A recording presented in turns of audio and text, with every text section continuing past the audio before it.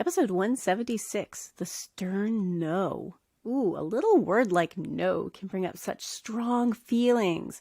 And this week, I want us to step away from our feelings and have an objective conversation about what it means to use a stern no.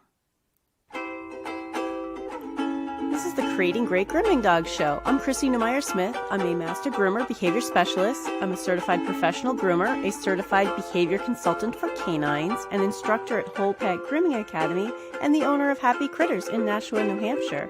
And this, my friends and colleagues, is the show where grooming and training meet.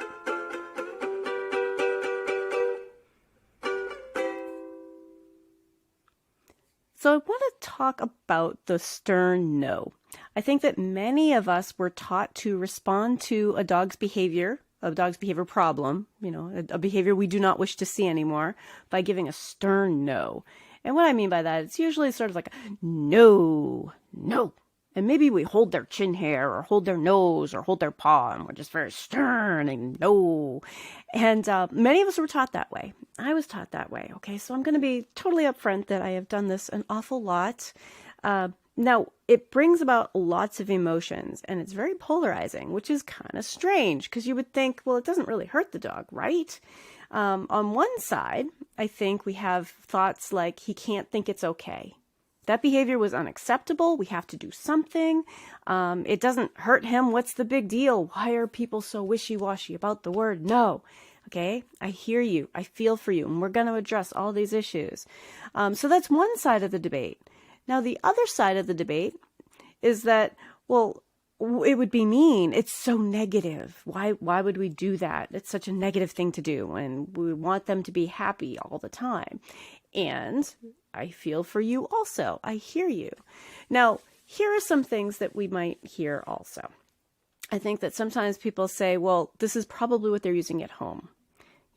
At home, they're probably hearing no. So doesn't it make sense for us to use a tool like that? The owners say no. Maybe you think that the problem with this dog is that no one at home does say no. I hear that one a lot too. This dog is spoiled or untrained, naughty.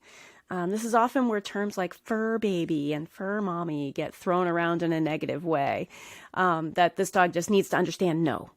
And as a dog trainer, I can tell you, gosh, so many owners contact dog trainers and they're like, the first thing they write on their list is he needs to know what no means. But here is the thing about the stern no, is that what we're actually doing is we're trying to tell a dog that I am not pleased with that. But let me ask you, as a groomer, if you are grooming a dog and their behavior is something you do not want, if we just jump directly to no, I said no, let me ask you, have you ever seen a behavior improve? You might see them stop trying to bite you. They might even stop wiggling. But does that ever lead to a dog who feels like, oh, you're so nice. I'm safe here. And does it address the underlying issue? Why is this dog behaving this way? Why does this dog have an issue with it? What caused that behavior? We have to ask why. Why is the dog doing it? So I think it's really important for most of us to circle back and go, what is my purpose for a stern no? If that's something you're still doing, what is its purpose? I'm going to say I very rarely turn to a stern no. And when I do, it's a knee-jerk reaction, an old habit that crops up. And every time it has happened, my husband's been right there going, thought we don't use no. Because he'll catch me every time. But it's not because I feel like it's going to hurt the dog's feelings. Okay, that's where we need to talk about the opposite side of the debate that thinks it's negative and it's wrong and it's hurtful or harmful. I don't really believe that. I really don't think that it's going to hurt a dog or harm a dog. I don't think it's going to make them, injured in some way.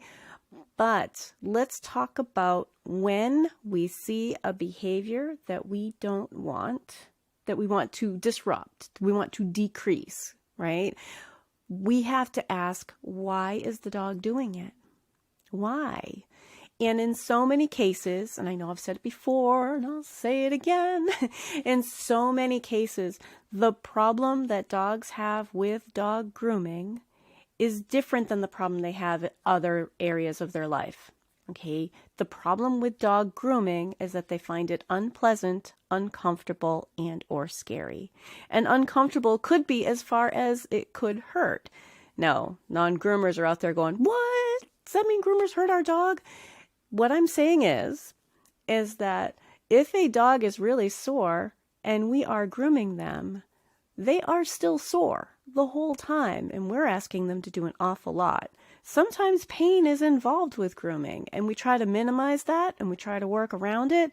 But I'll tell you what, your 18-year-old dog with bad knees who still gets groomed because he still has grooming needs is probably experiencing discomfort and or pain through their grooming. I know that's a lot to take in. Everybody take a deep breath. Oh boy. Yeah. Yep. She said it. She said it. Some of these dogs are experiencing some sort of discomfort or pain due to age, due to health problems, due to joint problems, mobility issues. And we as groomers have to work around that through their entire lifetime. Like, we don't stop grooming dogs at 12 because, oh, he has that knee problem. You know what? Never mind. Like, that dog still needs baths. That dog still needs nail trimming. So we often are working with dogs who are experiencing discomfort. We know that a lot of dogs find grooming unpleasant. We know that they find it uncomfortable. And those are the behavior problems we see. Okay, so let me ask you, if you are finding something terribly unpleasant, and we just sit around going, no, no, no, oh, which is even worse. Can I, let me stop here for a second, because one of my biggest pet peeves, if you're going to say no, and it's going to be a stern no, do not throw a question mark at the end of it. No, that little oh at the end. No, no. Like, that's a question. That's not even a stern no. I don't know what the purpose is. If you're going to do a no, do a no. Yeah, biggest pet peeve ever. All right. Right up there with crumbs in the butter. I know, I'm weird. But I want you to think about that stern no. Is that making you feel more comfortable? If this were you, is anything about being told how unacceptable your behavior is making you feel more comfortable? And we have to think about our goals here, because our goal is a dog who is calm, comfortable, and cooperative, a dog who thinks that grooming isn't that bad. Maybe they will never love it, okay? Maybe they won't. Maybe they'll always think it's tedious. It is tedious. It's a long process. Most dogs, the only time they've ever have anybody micromanaging them like that is at the groomer. Even if they go for an hour-long walk with their owners, it's a walk. It's different than an hour of focusing on a table in a tub with lots of equipment, right? It's tedious. It's tiring. It's physically demanding for them.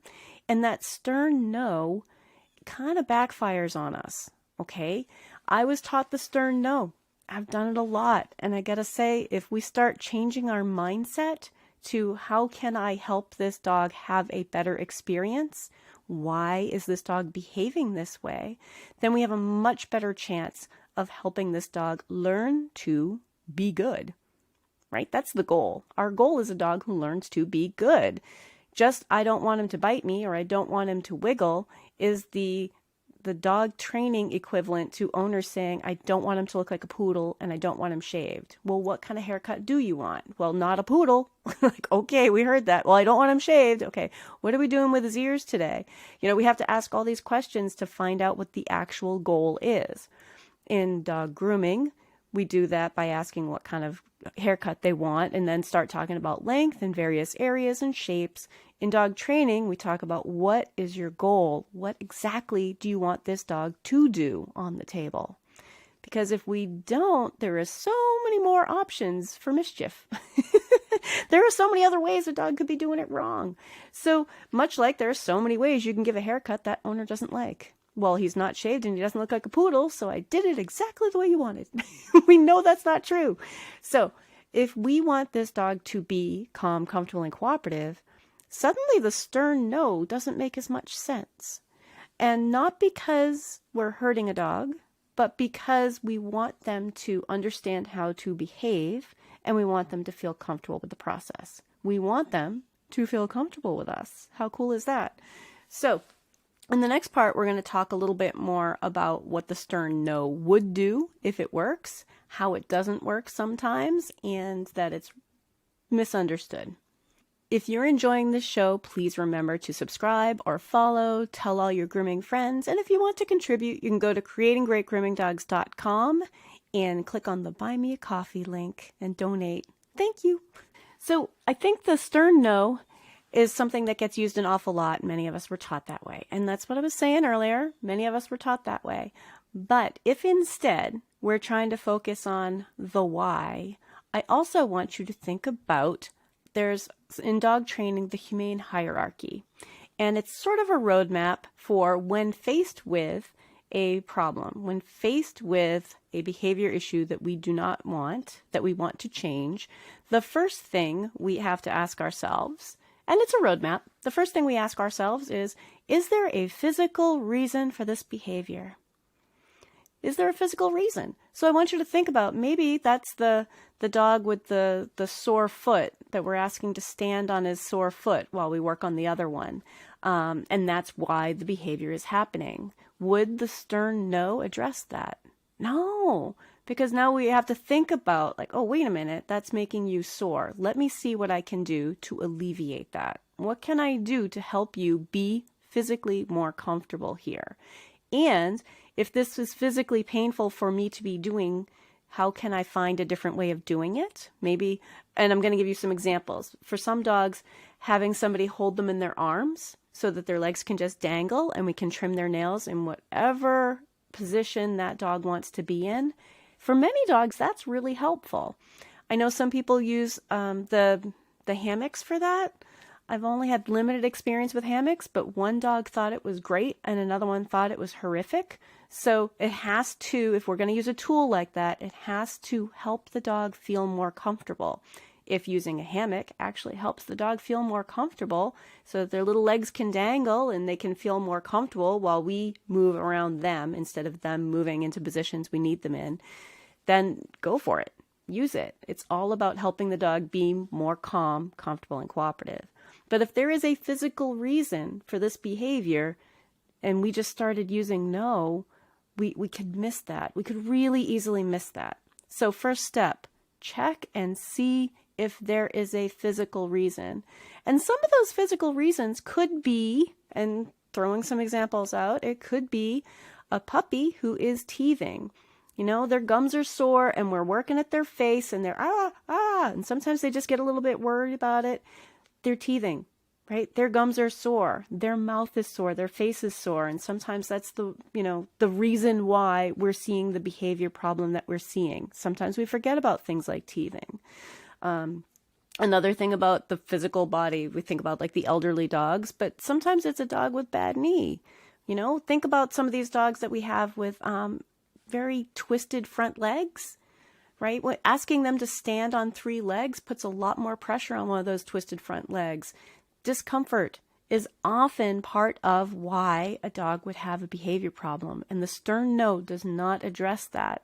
So even if it was the thing you were taught to do first, I instead invite you to think first about, okay, is there a physical reason why this dog is being like this?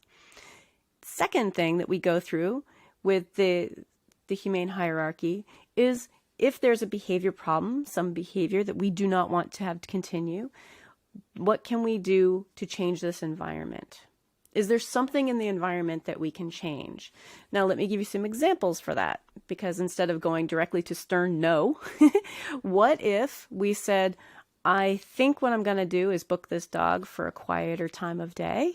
This dog is overwhelmed by the amount of animals in this room. If that's what's getting to them, if the environment is just way too much, maybe they are not a dog to bring in on a Saturday, right? Maybe they are, nice couple quiet dogs on a Wednesday afternoon. Think about ways that we can make that experience easier for them by changing the environment. If it's a matter of how much noise, maybe a happy hoodie is enough for them to feel more comfortable with that noise. And I would consider that something in the environment. Like, okay, how can I decrease the sound level for you for this. Maybe it's a matter of using a dryer brush on their head instead of the high velocity dryer. That would be something environmental. That's me switching to a different tool. Maybe the dog prefers nail grinding instead of nail trimming. Think about all of the tools that we could maybe switch up and customize the experience for this dog. No two dogs are alike. They all have their own opinions, just like we do. So if we start looking at, okay, first, was there a health issue, a physical reason why this dog is behaving like this? Second, is there anything around me that I can change to make this easier for this dog today while we teach something new? And that's step 3. Step 3 is when we start getting into positive reinforcement. Step 3 is when we start getting into, can I teach you something new using positive reinforcement? And maybe that is quietly standing on a table. Maybe that is hopping into a tub on your own instead of trying to thrash and move away. See, the goal setting is a little bit different. Stand on a table quietly. That different than don't flail, don't thrash, don't alligator roll. Stand on the table quietly would be a goal. Jump into the tub or put the front paws up and let me boost your back end into a tub. Whatever that is, if we can also now at step 3 of the humane hierarchy, teach that with positive reinforcement. Now, I know that's a lot of stuff, but there are more steps in the humane hierarchy. This is a very short podcast, so I'm going to stop at those. But let's talk about what positive reinforcement really is. And here's your very, very quick tutorial on what's called the 4 quadrants of operant conditioning. The 4 quadrants. So first we have reinforcement. Reinforcement means the behavior stays the same or increases. So you see a behavior you really like, and it's going to increase or stay the same if it's being reinforced. Reinforcement. Behavior increases or stays the same. That could be quietly standing on a table. Ooh, hey, that's a great goal. Punishment is when a behavior decreases or ends. Decreases or ends is punishment.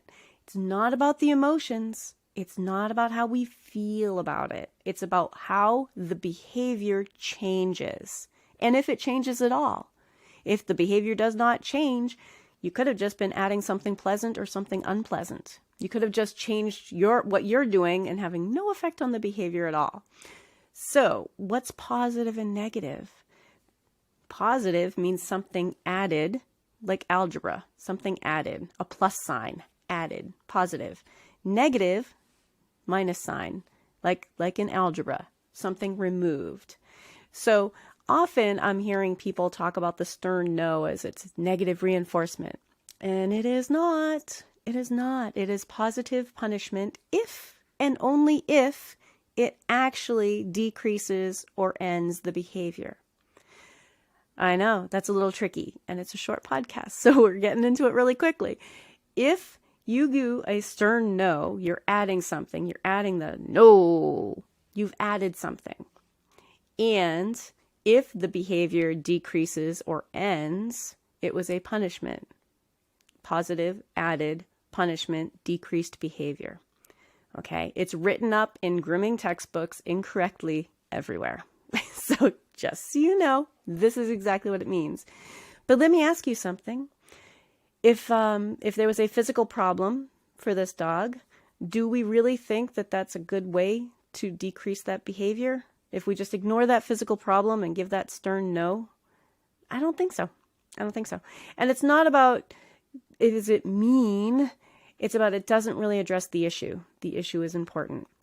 But I'm going to say, after many, many years of doing stern no and being in the room with someone who does lots of stern no, it usually is someone who is saying this over and over and over again and seeing no result. So let me ask you, if the reason for the behavior problem is that a dog finds grooming unpleasant, uncomfortable, and or scary, and our actions, our way of solving it, is to incorporate more unpleasant, uncomfortable, or scary, if that behavior is not changing, we're just making it worse. We are just making this more uncomfortable, more unpleasant by being unpleasant, right? Frankly, the stern no is unpleasant. if it worked, that would be why it worked, because it's unpleasant. So this isn't a judgment call about whether or not it's mean. It's about, is it serving your purpose? So for the people who really are convinced that that's the first thing you try, does it serve your purpose? Do you usually do one stern no and your problem is resolved? And for some dogs, in some instances, that could be true. And that is a perfectly fine use of the stern no. However, for so many, it's something that gets chanted over and over and over again. And the groomer gets frustrated and the dog is becoming more frustrated. And we start saying things like spoiled, untrained, naughty, and that this dog just needs to be trained. What's wrong with him, right? Because it's just becoming increasingly unpleasant. Instead of looking at, did the behavior decrease or end or not? Did it have absolutely no effect on the behavior at all? And sometimes that's true of positive reinforcement also. If I add a cookie, if that dog is not actually increasing the behavior I wanted, maybe it was just adding something pleasant, and the dog has no idea why. Okay, that's why we really have to look at, is the behavior changing in the direction we thought we were trying to make it change? So the stern no, like I said, it's really polarizing. There are some who think that it's animal abuse, and there are some who think it's abusive to never use it. But its purpose is to get a behavior to decrease or end by incorporating unpleasantness. And my argument is grooming is already unpleasant, uncomfortable, and or scary. And I would like to avoid incorporating more unpleasantness. All right, so that's the big takeaway this week. And it's not a judgment call about people being mean or people being wishy-washy. It's about, is the behavior changing? If you're enjoying the show, you can find it at creatinggreatgroomingdogs.com. You can find me on Facebook. Creating Great Grooming Dogs has a page and it has a group, and I would love to hear from you. Give me some ideas of what you would like me to talk about on the show.